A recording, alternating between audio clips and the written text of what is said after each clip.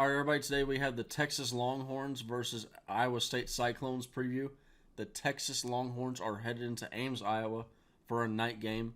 It's an 8 p.m. kickoff. This game is extremely important for not just Texas but the Big 12 race. Iowa State is tied at second for. There's a 5-way tie for second right now in the Big 12. And if Texas loses this game, we will most likely not be playing in the conference championship in Dallas. So this is an extremely important game for really everybody. It has massive implications outside of Texas who would possibly get into the Big 12 championship. So there's a lot of teams that are rooting on Texas to fail this week, and we'll see how it happens. Now, something to watch out for: weather. This is just right off the bat. We're going to talk about this. If you're going to the game, it's going to be a cold one. It's going to be a cold one. Starting off at 5 p.m., it's 52 degrees. That doesn't seem that bad, but it quickly drops down. In the next 3 hours, it drops down to 43 degrees, and then we could potentially be near freezing temperatures throughout most of the game. So this is something that could potentially affect the game and the flow of the game as well. But as you can see, 7 p.m. November 18th, and they do have Texas at a 78.5% chance to win the ball game. That is notable, but at the end of the day, weather is just the weather, and you got to go out there and play football. So let's just hop right on to the end of the video. And if you like the video, drop a like on the video, subscribe to the channel, and then comment down below your thoughts on the game coming up. And what are your thoughts on that weather deal? Also, I did hear some of y'all's complaints about me potentially not being loud enough in these videos, so I did adjust the gain. If this is not enough, if you're not hearing my voice loud enough, let me know down in the comment section below, and I will continue to try and fix that. Now, let's just start off with this. Let's go right on into the preview. And look, Iowa State versus Texas. This is there's some key areas in this game, and we're about to go over those key areas. But before I do need to talk about real quick. You see this right here, rush game. This is something that's going to be interesting to watch. As some of y'all may know, Jonathan Brooks, he is out for the season, missing the rest of the season. You may have watched my video where I said, hey, maybe this helps out Texas. Maybe we end up passing the ball more. There is that chance. I do want to be very clear. I understand what I said was, Texas, this might help out Texas in the end.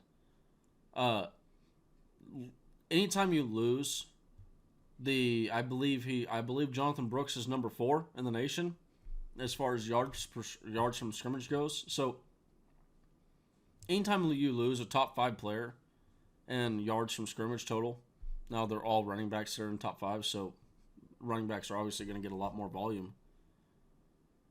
But anytime you lose that much of that good of this guy was in consideration for the Doak Walker Award. Really sad to see him go out. I do think that there's enough with Cedric Baxter and Jaden Blue behind him, and we'll talk more about that towards the end of the video. But I did want to just off the rip mention, Jonathan Brooks. This is going to affect the game. It sucks. Yeah, I know. I know what I said before, but Jonathan Brooks is a very good football player, and while Texas we could end up playing better without Jonathan Brooks on the field. But make no mistake, we would 100% be better off with Jonathan Brooks on the field. I know that contradicts itself, but I'm just saying maybe if Texas ends up playing better, and maybe it's not because of Jonathan Brooks, maybe it's because of how we're choosing to play without Jonathan Brooks. And if you chose to play the same way with Jonathan Brooks on the field, Texas might be even harder to stop. So Jonathan Brooks, I just want to be very clear. He is that guy, and we're 100% going to miss him. So that being said, we're going to hop right on into this. And off the rip, you look at just in general, Texas versus Iowa State. Let me try and make this a little bit easier to follow along. All right, hopefully this is a little bit easier to follow along with. But so Texas versus Iowa State. Look, Texas, as they have been all year long, they've been very solid in these metrics right here. Third down conversion could get better. Fourth down conversion, we've been all right with that. Iowa State, they do have a good defense. They're going to test us. This is going to be a good test for Texas as far as offense versus defense. Iowa State, you can see clearly it's not just overall numbers like a score, opponent points per game, yards per game. It's per play efficiency numbers. They are going to test us. Also, right here, we've seen it all year long. The red zone, that has been an issue with Texas. And if you go and you look, and I'll give you all the live numbers on it right now. When you go and talk about allowing touchdowns, Iowa State, not Iowa, Iowa State, they allow it 55.17% of the time. So, to go and show where Texas is, look, Texas, if I sort by touchdown percentage, it's pretty easy to go find Texas, 46.34. We're one of the worst teams in the nation. So, that is going to be something that we do need to watch for. They can certainly get us in the red zone, and it could. Yeah, this definitely just a game where we could get bitten in the ass for not scoring in the red zone. So we need to be better in that. Now, this is where, for the most part, when we've seen matchups this year, it's been like, okay, Kansas State, they got a good defense going up against a good offense on Texas. Okay, well, they got a good offense on they got a good rushing offense going up against a good rushing defense in Texas. It's almost been like a fire versus fire type deal. That's not the case. Iowa State, this is where we should be able to win the game. Iowa State, they're beatable. Their offense it's nothing to write home about. And they're going up against a Texas football team who is really, we're solid in a lot of areas. But this was a gripe that we had early on in the year. Okay, whoa. Hold up one second. Don't know what the hell happened there, but finally got it fixed. So, what I was going to say is Texas, there's been one area that we have been very key in, and it's the money downs. We wanted Texas all last year. We could not get off the field. Third downs, opponent third down conversion percentage, I don't have the numbers for last year. We were horrible. It was constantly play well on first down, second down, let them get on third down. Red zone scoring percentage, I think we were pretty good last year. But when you talk about what Texas is this year, Texas is they're doing the dang thing. And whoops, so that's where that got that fixed. But Texas doing the dang thing. You look at red zone scoring percentage, we're second in the nation. And it's also that stands true for allowing touchdowns. Now, Iowa State, I mentioned that not fire and ice. Well, they are a good team when it comes to scoring in the red zone. And then to follow the theme with before, you go and you look at, I'll just pull up they're 60% in the red as far as scoring touchdowns. So they do score decent. It's a lot of field goals that are propping that number, to be fair. But at the end of the day, they still score points. Now, Texas, again, we're not allowing a lot of points, so that will be interesting to watch there. Third down conversions is just, I mentioned that. Texas clearly has an advantage in there. Will be interesting to watch that part of the game. But, this Texas defense, we need to give them 100% of credit for where they need to be given credit for. This Texas defense is legit, and they have, as far as the money downs goes, they've done their job ensuring that up. And shout out PK too for getting that done. Now, Texas versus Iowa State in the rushing game. Look, I mentioned Jonathan Brooks. We lost Jonathan Brooks. I want to see. This is, and I'll go ahead and I'll use this right now. This is where I'm going to talk about Jaden Blue versus Cedric Baxter. Cedric Baxter, I think, is a very good running back. I think he's going to be a very talented running back for the University of Texas, but I also think that for Jaden Blue. I see more of, and when I see Jonathan Brooks and Jaden Blue, when I say that, I'm not saying that they're the same player. I'm not saying they're the same athletic profile. I'm not saying that at all. What I'm saying is Jonathan Brooks frequently got 10-plus yard rushes. Jonathan Brooks frequently got 15-plus yard rushes. Jonathan Brooks frequently forces missed tackles. Jonathan Brooks frequently fought through, got yards after contact. That was something that you saw when he played against lower level competition in garbage time, and people said, "Oh, you can't use those numbers. It's not going to it's not going to keep up. It's not going to keep translating as he plays more meaningful snaps." He played a lot of meaningful snaps, and those numbers kept going. They may have not been going up, but they might as well have been going up because they stayed level. And those are some damn good numbers to have as a running back. I see more of those. I see some of those similar qualities from Jaydon Blue. Jaydon Blue, there's a ton of hidden yards. When you're talking about running backs forces hidden yards, okay? Say a running back is about to get tackled 5 yards behind the line of scrimmage, but he ends up gaining a yard or ends up getting no yardage. Well, he has now just given you 5 to 6 yards that are now hidden because those yards should have been lost, but they're not because he forced a missed tackle or got yards after contact and got the ball further. Hidden yardage. Jaydon Blue, he gets a lot of hidden yardage. Now, again, that is not to say Cedric Baxter's not good. Cedric Baxter has a lot of hands, and this is the other thing is I think the running backs. Jonathan Brooks did have hands, but he's not the receiving threat that Cedric Baxter is. He's not the receiving threat that Jaydon Blue is. I think that we're going to see more of a receiving threat out of the backfield, and we might see that used a little bit more with the running backs that we're going to be running. So that will be interesting to watch, but Jaydon Blue deserves to get significant carries at this point. Cedric Baxter is going to, and I'm not disagreeing with this at all. He should be getting the most touches right now. He should be. Maybe that'll change after we see Jaydon Blue and have some significant touches, but I'd like to see Jaydon Blue get those significant touches first, and then we can later have that conversation. But just want to say that Cedric Baxter, I do have complete faith in him. I think that he's going to run the football well. You'll see. I'm going to go over my game predictions late in a minute here. Texas run the ball 4.8 yards per carry. We're about to find out just how much this offensive line run blocking is for Jonathan Brooks' success. Because here's the deal. If the run blocking for Jonathan Brooks' success,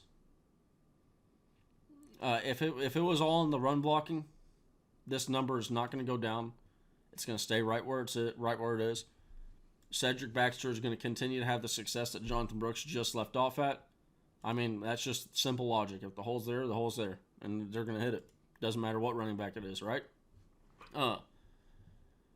Iowa State, they are decent, and they are a decent rush defense. So this is going to be a good game for us to see with Jaydon Blue and Cedric Baxter how they will handle. This is probably the best or second or third best rushing defense we'll play all year long. After this point, so what I mean by that is, say Texas wins, we win out. We win the next 3 games. We win today, or we win tomorrow. We win on versus Texas Tech. We go to the conference championship. We win there. Well, whether it's a New Year's Six Bowl, whether it's a college football playoff, Iowa State could end up being the second best rush defense we have left on the schedule. There's a maximum amount of 5 games left on the schedule for Texas. It's crazy to think that. We have that's the best you can get. It's 5 games. National championship, we'd play 5 games from now. So, Iowa State, and I'm not saying we're going to play the national championship. I'm just saying the season's almost over. Enjoy it. Soak it up. It's gone by fast, and there's only 5 games. There's only 5 potential games left. And Iowa State, they are going to be one of the better rush defenses we play the rest of the way through.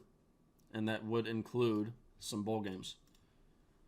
Now, this is the other thing. Texas, Iowa State, they don't got a good rush offense. This is where Texas is going to really assert our dominance.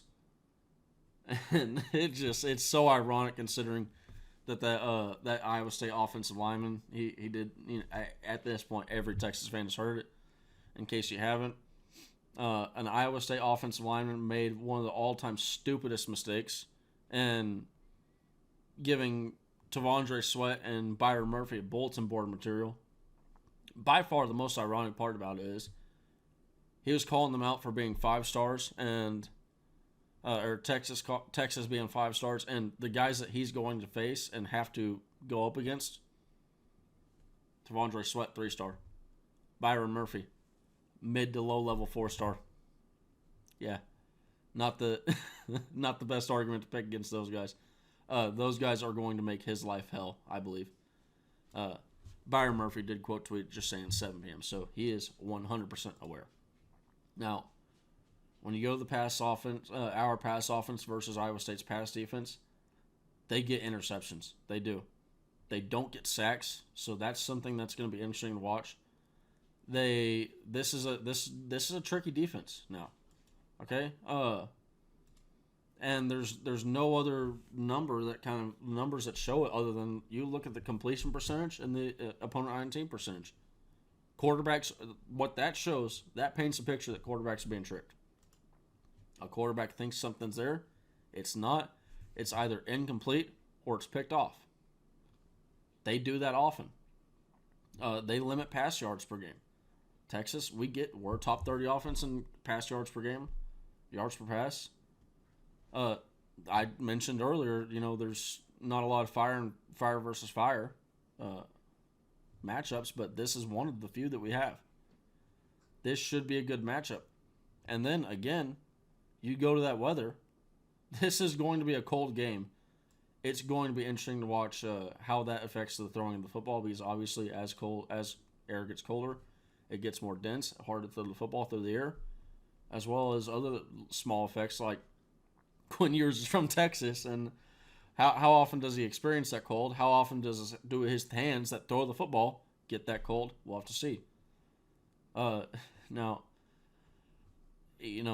going away from this is a fire versus fire matchup.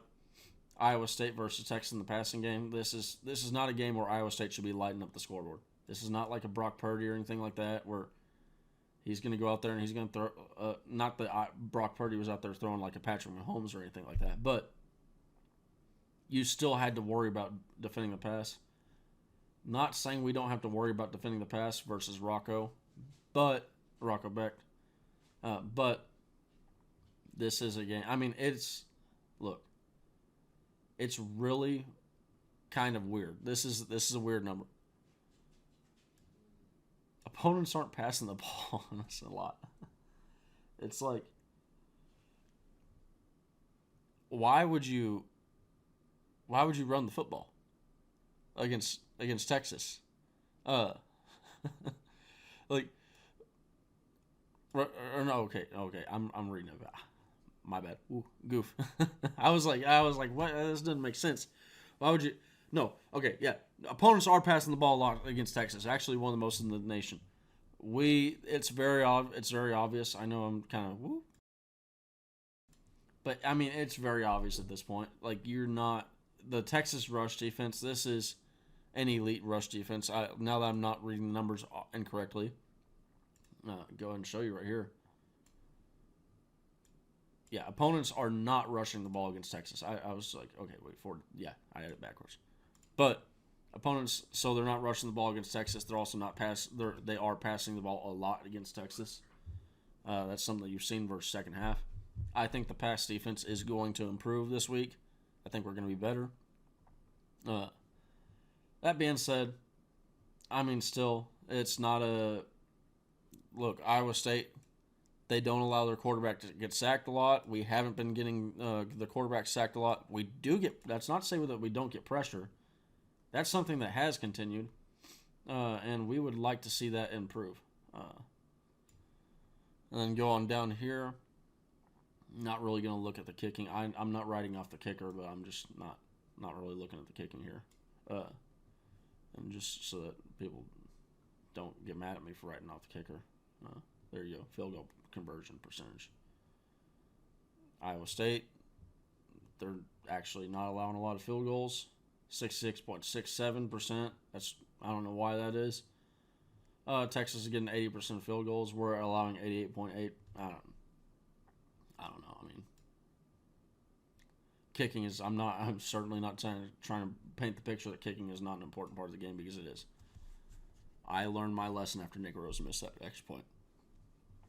I did. Sorry if that brought back some bad memories from any of y'all. But yeah. Okay, so when you go down to the penalty yards and then also uh, turnovers, Iowa State they're winning the turnover battle.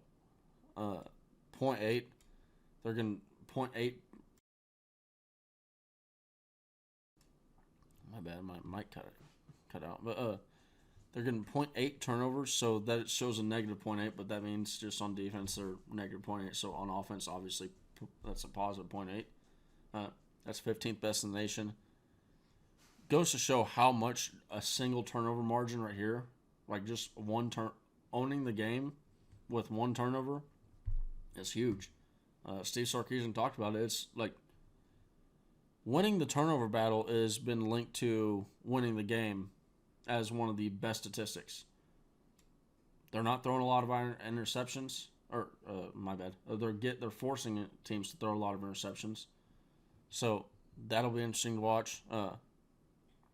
They're throwing 2.51% of the time they do throw an interception. So, yeah, not a lot of turnovers from Iowa State, but we're gonna need to get it how we can.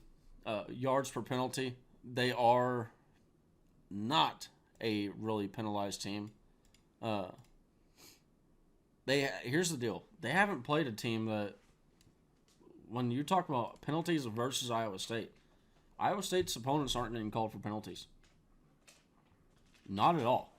So maybe this is a game where Texas fans might have a point. If we get called for like a ton of penalties, maybe either Texas is just really emotional, or maybe it's a case where opponents aren't getting called for penalties, or maybe it's a case where the Big 12 refs are just, pardon my language, but fucking terrible at their job. You look at this. It's the same. Opponent penalties per game. I feel like the Big 12, they do not like throwing flags. Iowa State, they are one of the least penalized teams in the nation. So, you're going to have to play a clean game versus Iowa State to be able to walk out free. And we will hop right on into the prediction part now. So, we're going to be doing our little player prop predictions. And, yeah, let me get that set up real quick. Last week, another really close week. I mean, Ja'Tavion Sanders did not get a touchdown. It wasn't like he was close to getting a touchdown either. But Imani Paley, I had him lower than 15.5 rushing attempts. He had 21 rushing attempts, as we just we just went over. Teams are not running the ball against Texas a lot, so that's one that I'd probably take again. But Imani Bailey, probably not. I should have had a little bit more respect for the running back that he is. But man, we were close. We're close, 3 or 5. Like I said, look, don't be doing these. Don't be doing these ones where you're putting out more than like I would not be doing the 5 ones. Now the 5 ones, it's enticing because you can look. Would have paid $500. Now, again, had those weren't hitting. We held Jalen Robinson. This one was actually kind of close. Would have paid $175. I've had a few that were really close this year. I'll pull those up. Mainly, notably, this one. This one was really, really close. I mean, the thing that kills me about this one was I changed my I changed the Jonathan Brooks line. I had the rushing line, and I was like, you know what? I'm gonna add the receiving because it's just a couple more yards receiving, and it might throw him over. And he didn't have any receiving yards, and he would have had it. I would have had a lot more money in my underdog bank account, but at the end, we're still having fun doing this, so we're going to go ahead and we're going to do some more right now. And, of course, if you want to enter and you want to do some of these player props next to me, I mean, look, hey, like I said, if you were to take 3 of my probably best ones every week, more often than not, you're probably going to hit on some of these. So, if you want to do that, go ahead and head to Underdog and use code NASH for your first dollar for dollar deposit to be matched up to $100, minimum of $10. So, you put $10 in, you're going to see $20 in your account. You put $100 in, you're going to see $200 in your account. If you use code NASH, they are going to match whatever your first deposit is, dollar for dollar. Go ahead and use code NASH and have some fun. Now, we're going to hold, like I've done in the past weeks, we're going to hold off on these spices. I call them the spices. We're going to hold off on the little chili peppers. Going to hold off on the spices. We're just going to look at the base stats of what I have predicted. So, again, I do a morning show every 6:30, 7:30 on Orange Bloods Live on every Thursday. Not this next Thursday because we got Thanksgiving. We're going to do this on Tuesday. But that's irrelevant for this week. But every Thursday we go through, we do some player prop predictions and, player line predictions. And I use those to craft these lines. And, hey, if there's one thing I've been good at this year, it's been player props. So we're bound to hit one. We're close. We've been so close so many times this year. Let's go ahead and hit one this week. And start off with Quinn Ewers. 250.5 passing yards, half interceptions, 21.5% completions. Not percent, 21.5 completions is the over-under. 32.5 passing attempts is the over-under on that one right there. So, going off my line, I have Quinn Ewers, 29 completions, 36 attempts, 380 yards, 4 touchdowns. He has 1.5 passing touchdowns. So, honestly, if I wanted to, and this is a situation where I fully understand Quinn Ewers could have a hard day through the air. We talked about earlier, Iowa State, they have a good passing defense. I really want to. I'm going to touch this. I'm going to do this one. I'm going 250. I'm going to take that passing yard number. I think he is going to hit that. So, going to take that, not even going to think about it after that.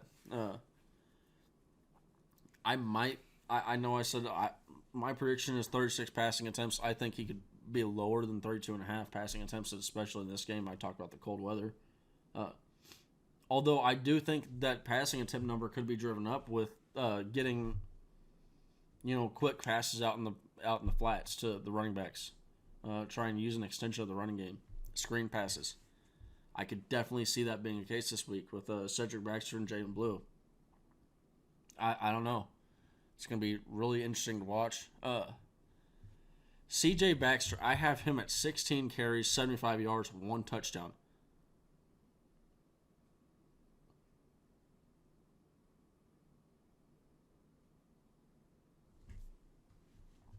I'm going against what I said.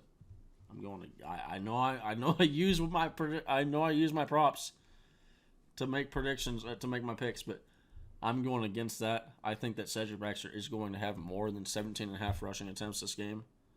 Hadn't Mitchell, we'll talk about that in just a second here. Xavier Worthy, I have him 12 catches, 140 yards, 2 touchdowns, so I'm going to go with higher on this one.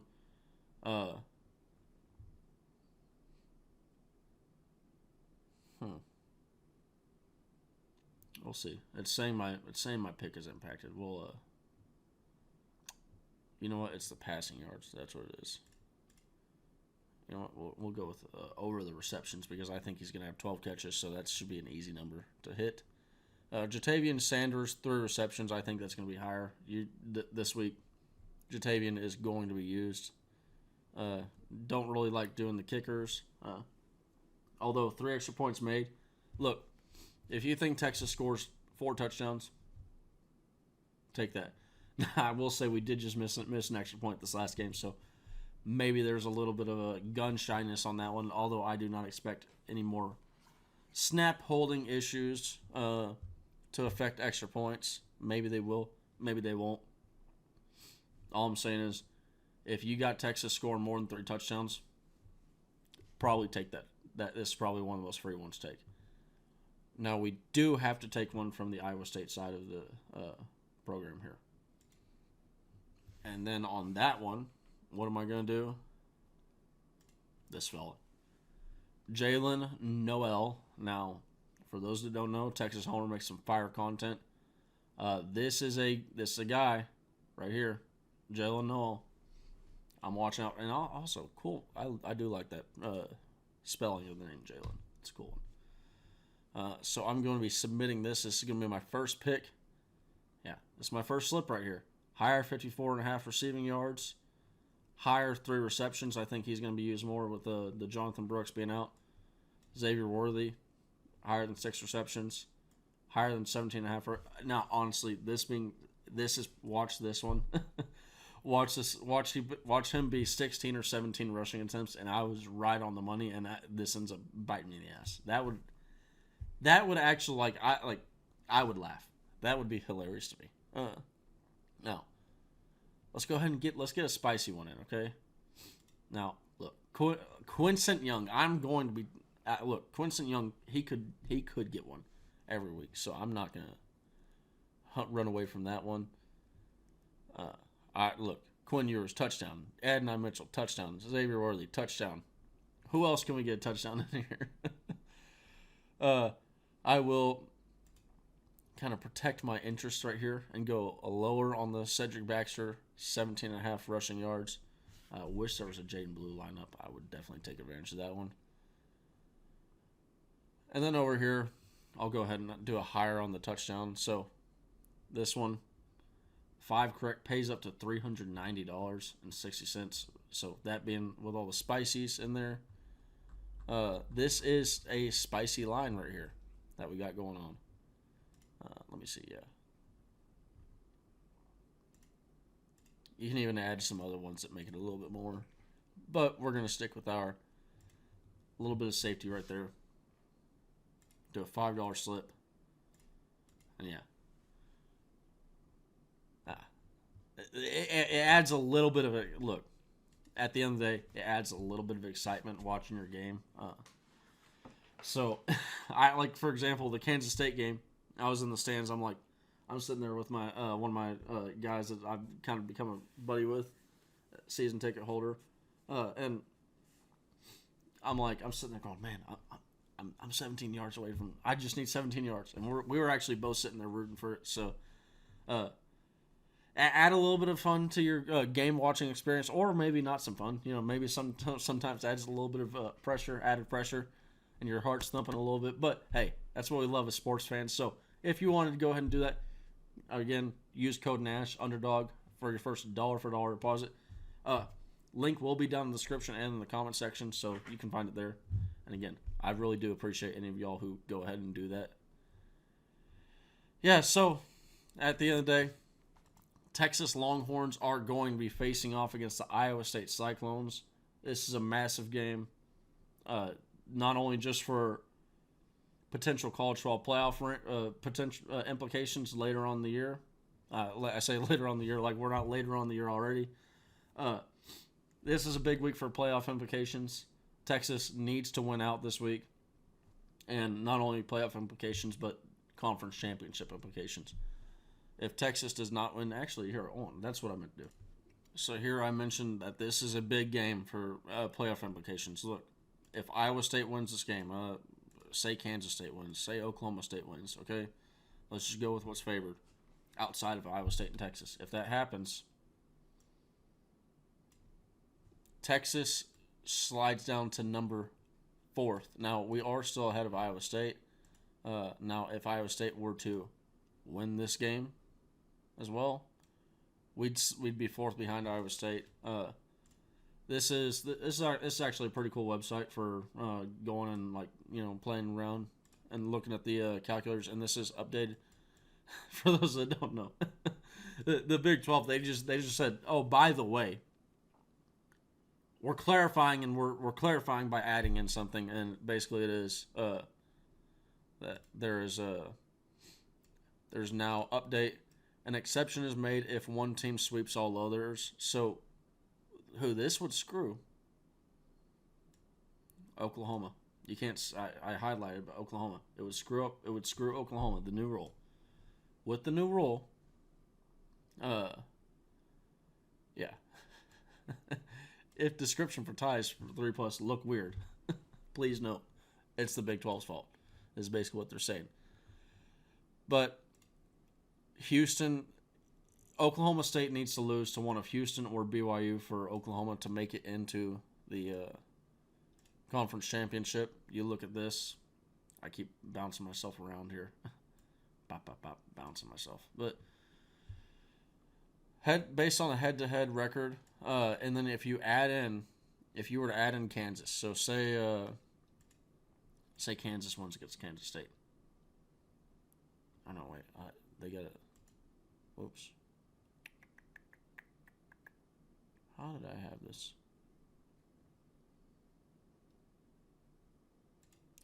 I'm trying to remember the scenario that there was a scenario that I saw the other day that I literally just did last night.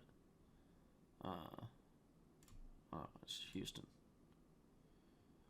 Yeah, because of Kansas, Oklahoma State. Oklahoma State. They beat. I'm trying to think. There's a way where Oklahoma State can just absolutely ruin Oklahoma. So go. I'll put the link down there as well for you to go play around with that calculator. Maybe you can find it because I can't.